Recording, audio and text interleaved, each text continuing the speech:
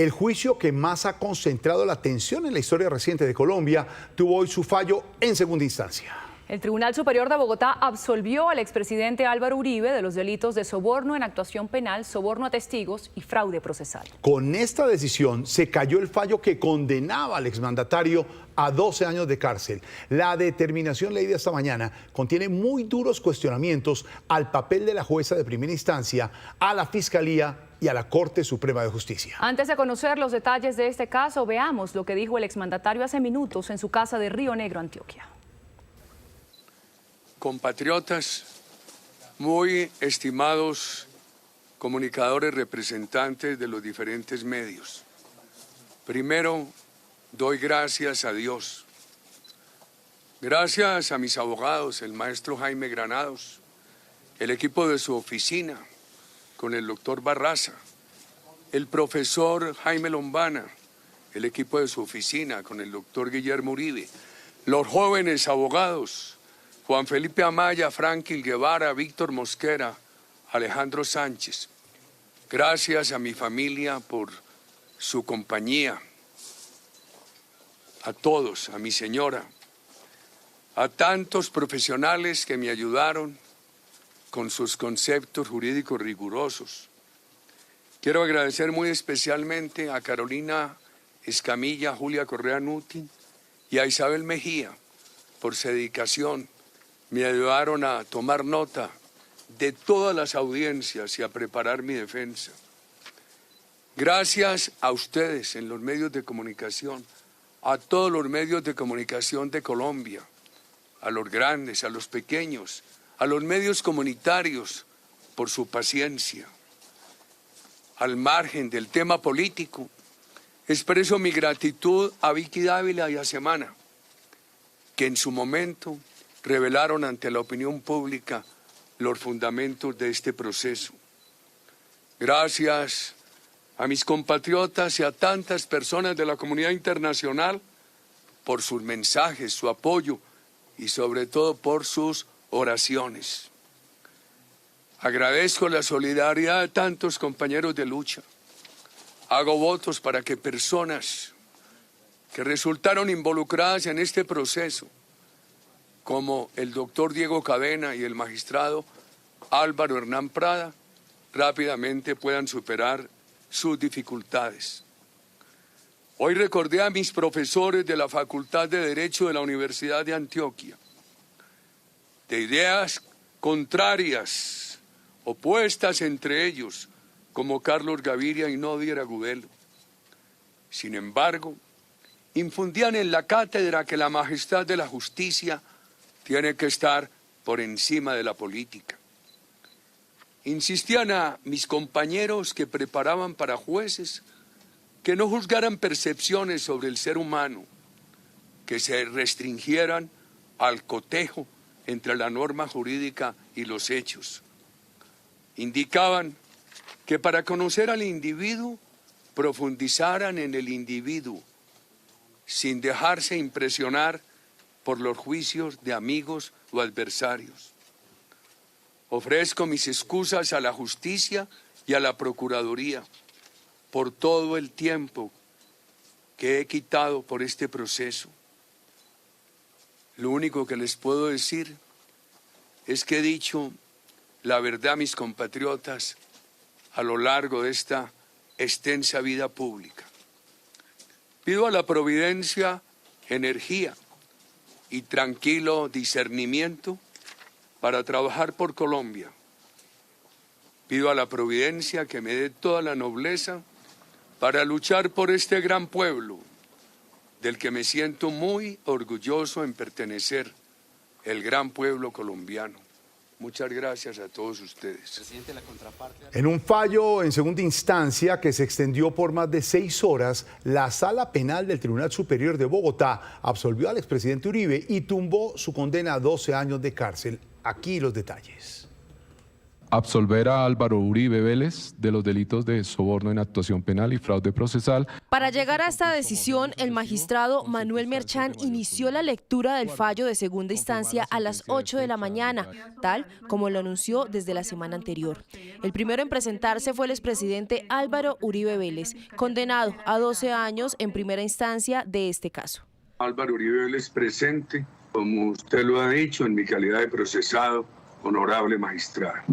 El fallo del tribunal tiene 700 páginas y fue presentado en un resumen que inició desvirtuando las interceptaciones contra el expresidente Álvaro Uribe Vélez. Las primeras, cuando la Corte Suprema ordenó interceptar al entonces senador Nilton Córdoba. En aquella ocasión, el teléfono escuchado fue el de Uribe, prueba clave en el caso que avaló la juez que lo condenó, pero que hoy desvirtuó el tribunal. Se concluye que hubo vulneración del derecho a la intimidad, dado que la orden se basó en información aparente, sin motivos fundados. La invocación del hallazgo imprevisto inevitable carece de sentido jurídico y no legitima la afectación. El error involuntario no desvirtúa la ilicitud, pues la interceptación se sustentó en datos erróneos. Así como descartó estas interceptaciones, los magistrados avalaron las otras que se hicieron en este proceso y en las cuales los investigadores interceptaron el teléfono de su abogado Diego Cadena, de quien escucharon conversaciones con Álvaro Uribe. El tribunal descartó el argumento de la defensa del derecho al secreto profesional cuando la conversación es entre cliente y abogado. La protección decae únicamente cuando la relación se desnaturaliza para facilitar conductas ilícitas.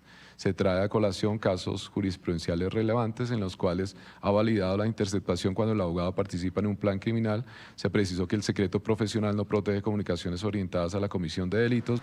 Luego, el tribunal se concentró en las primeras pruebas por soborno en actuación penal y que eran los testimonios de 3 exparamilitares a quienes habría buscado el abogado Cadena para que cambiaran su versión, ofreciéndoles beneficios. Los 3 testimonios fueron desvirtuados hoy.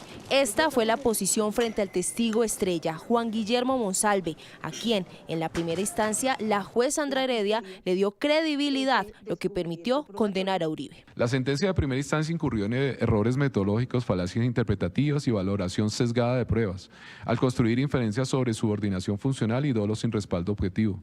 En consecuencia, el tribunal concluye que no se acreditó responsabilidad más allá de toda duda razonable y revoca la condena impuesta a Álvaro Uribe Vélez. El tribunal añadió que hubo incoherencias temporales en el relato del testigo, quien durante el juicio aseguró no conocer personalmente a Álvaro Uribe Vélez, a pesar de que antes había dicho ser hombre de confianza de los hermanos Uribe. Para el tribunal, el interés de Monsalve era obtener beneficios jurídicos, lo que era un indicio de que su testimonio no sería imparcial. Monsalve buscaba beneficios jurídicos, lo que motivó sus contactos con abogados, incluida la conversación en la picota sobre asesoría para postularse a la JEP o solicitar revisión judicial. Finalmente, en agosto del 2024, su abogado solicitó beneficios por colaboración eficaz ante el juzgado de ejecución de penas. Aunque el fallo afirma que Juan Guillermo Monsalve no obtuvo beneficios, ello se debe a la improcedencia derivada de la naturaleza de sus delitos y su rol como cabecilla, no a la ausencia de intención. Otro testigo clave en el proceso fue el exparamilitar Carlos Enrique Vélez, quien según la Fiscalía supuestamente recibió varios giros de dinero entre 2017 y 2018 por parte de allegados a Diego Cadena. Para la magistratura no se comprobó que el expresidente Uribe fuera determinador en este caso. No se acreditó ni directa ni indirectamente que Álvaro Uribe Vélez hubiera instigado la comisión del delito de soborno en actuación penal, y la expresión, comillas, que digan la verdad, no puede interpretarse como intención de inducir falsedad. Por tanto, la Sala revocará la condena impuesta a Álvaro Uribe Vélez como determinador del delito de soborno en actuación penal en el evento de Carlos Enrique Vélez Ramírez y en su lugar lo absuelve por esta conducta. Por este episodio, el tribunal ordenó compulsar copias para que se investigue a Carlos Enrique Vélez por falso testimonio. El otro testimonio que el tribunal desestimó fue el de la exparamilitar Euridice Cortés, alias Diana.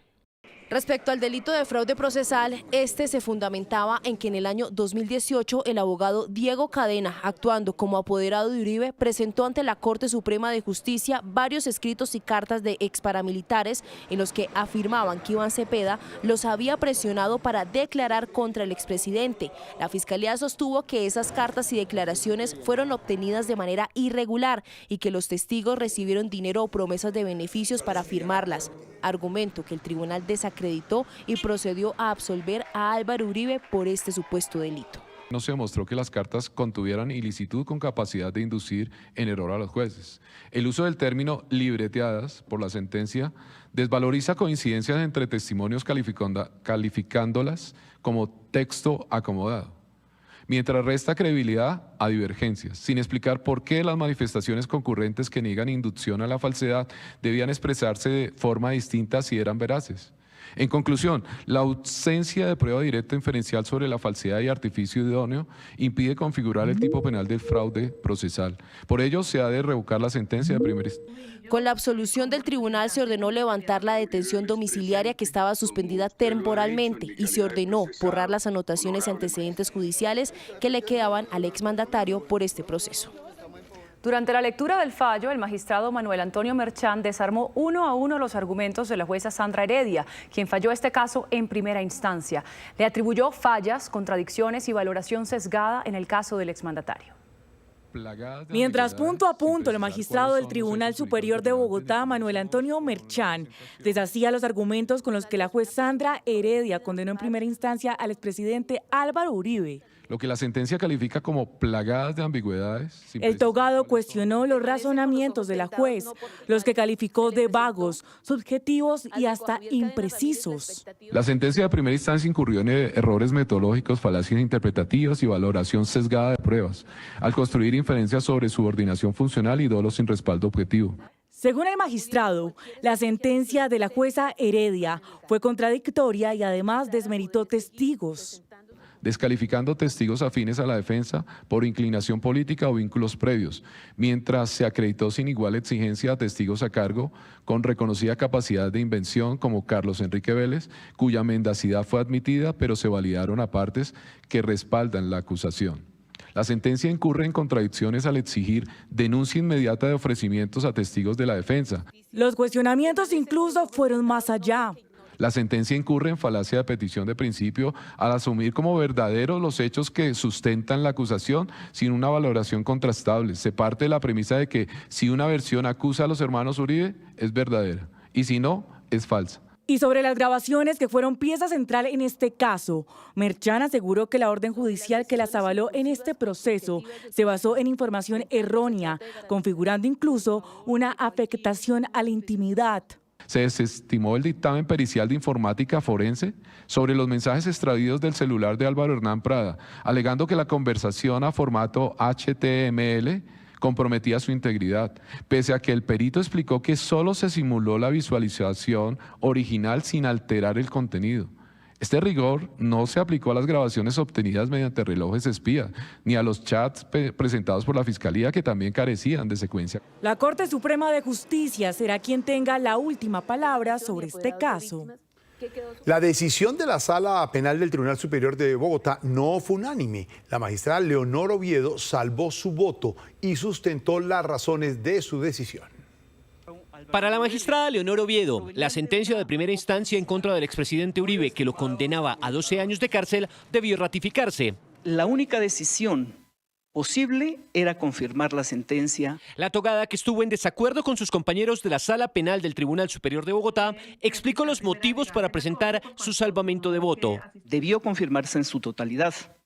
Como quiera que del estudio de las pruebas introducidas en el juicio oral y público, se evidencia que la conducta del procesado Álvaro Uribe Vélez se subsumen los tipos penales de soborno en la actuación penal y fraude procesal, bajo el título de imputación de determinador. Para Oviedo, argumentos como presuntos vicios de ilegalidad y la inviolabilidad de las comunicaciones abogado-cliente para excluir las interceptaciones al expresidente Uribe, que tuvieron en cuenta sus pares, no eran suficientes para no permitir su valoración en esta etapa procesal.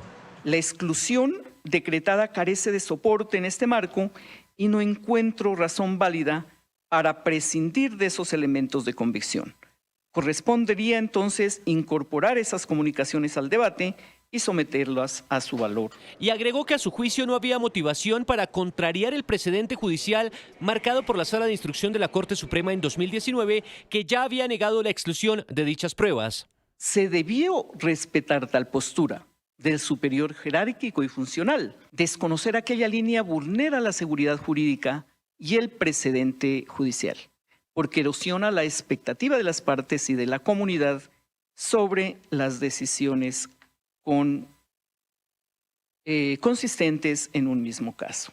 Frente a los delitos de soborno en actuación penal y fraude procesal imputados a Uribe, señaló: resulta entonces claro que las conductas atribuidas al procesado son imputables a título de dolo, pues la prueba incorporada al juicio demuestra el conocimiento de los hechos, la conciencia sobre su ilicitud y la voluntad dirigida a producir el resultado típico. La magistrada se apartó de la decisión mayoritaria de la sala de absolver a Uribe porque consideró que el proceso daba cuenta de su responsabilidad en los hechos. Para el senador Iván Cepeda, acreditado como víctima en el proceso por el que fue absuelto el expresidente Uribe, el tribunal ignoró todas las pruebas contra el jefe de Estado. A pesar de esto, acata su veredicto. Para las víctimas encabezadas por el senador Iván Cepeda, el Tribunal Superior de Bogotá ignoró todas las pruebas en contra del expresidente Álvaro Uribe, que le dieron motivos suficientes a la jueza Sandra Heredia para condenarlo en primera instancia. En la decisión mayoritaria de esta sala advertimos, en primer lugar, una ausencia de valoración probatoria en los hechos jurídicamente relevantes. Fueron ignorados de una manera absolutamente clara. Para ellos, el tribunal se abstuvo de, por una parte, valorar y apreciar pruebas mostradas en el juicio, mientras que a otras pruebas les dio un valor que no tenían, según ellos tergiversando su contenido. Vamos a respetar a la Administración de Justicia, pero evidentemente no estamos de acuerdo con la intervención de la mayoría de la sala, porque además se han dejado de lado muchísimos elementos de convicción que además no han sido tenidos en cuenta. Esta decisión, por ejemplo, considera como abogado Álvaro Uribe Vélez al señor Cadena cuando contra él hay decisiones de sanción disciplinaria en firme por haber abordado en estos mismos hechos su profesión de manera contraria a los deberes de los abogados. Para el senador Iván Cepeda, los derechos de las víctimas fueron vulnerados y apelarán al recurso de casación ante la Corte Suprema de Justicia. Contrario a cualquier ilusión que haya por parte de la defensa de Álvaro Uribe o de Álvaro Uribe mismo de que aquí termina este litigio judicial, pues debemos decir que estamos totalmente decididos a continuar el camino de búsqueda de la justicia y de la verdad para las víctimas que hoy sufren efectivamente una negación. Sentimos violados nuestros derechos como víctimas. Una vez radicado el recurso de casación, la sala especializada en la Corte Suprema de Justicia tendrá hasta 5 años para poder tomar una decisión final, en este caso contra el expresidente Álvaro Uribe. Como ustedes lo veían, el senador Iván Cepeda es una de las víctimas que interpondrá recurso de casación ante la Corte Suprema de Justicia. ¿En qué consiste este recurso? ¿Cuánto tardaría en resolverse? Catalina Vargas nos explica. Después del veredicto del Tribunal Superior de Bogotá, ¿qué sigue contra el expresidente Álvaro Uribe Vélez? Pues el caso vuelve a la instancia donde inició, es decir, la Corte Suprema de Justicia a través de un recurso de casación. Este recurso es una herramienta procesal extraordinaria a la que se puede recurrir cuando se cree que hubo un error en alguna de las decisiones que se tomó y se busca corregir estos errores. Si se mantenía en firme la condena de primera instancia, quienes podrían interponer este recurso de casación eran la defensa del expresidente Álvaro Uribe Vélez o la Procuraduría. Pero como ya se vio en este caso, el Tribunal Superior de Bogotá tomó la determinación de absolver al expresidente, por lo que, como también ya lo han anunciado, quienes presentarán este recurso ante la Corte son los representantes de víctimas y también podría hacerlo la Fiscalía General de la Nación. El término para resolver este recurso de casación es de 5 años, es decir, la Corte tiene 5 años para resolver este recurso extraordinario extraordinarios, de los cuales podría tardarse entre 12 y 18 meses en admitir el recurso o no.